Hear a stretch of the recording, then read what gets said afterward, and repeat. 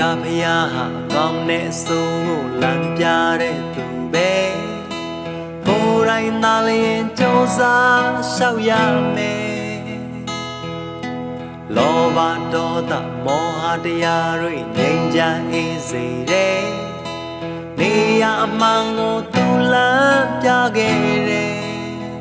ဒါပေမဲ့လူတွေ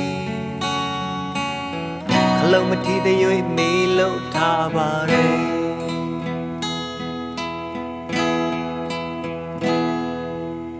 မိုးလင်းမိုးချုပ်အမြဲပဲလှုပ်ရှုပ်လောကဇက်ခုံဝဲ